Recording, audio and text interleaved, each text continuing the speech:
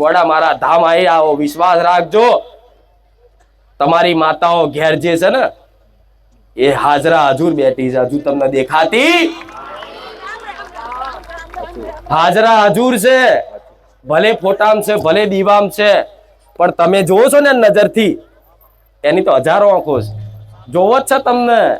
મારો દીકરો શું કરે છે શું નહીં કરતો, બધું એને ખબર છે, જે રીતે પ્રાર્થના કરે છે, શું માગે છે શું નહીં માગતો, શું માતાને ખબર ના પડે? તો અંતર્યામી હોય.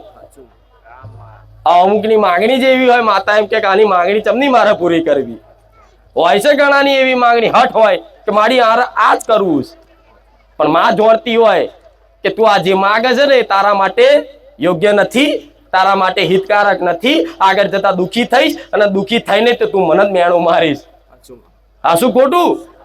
એટલે અમુક તમારા કામ ના થાય ને તો તમારે એવું વિચાર લેવાનું કે મારી માતાની ઈચ્છા નહીં,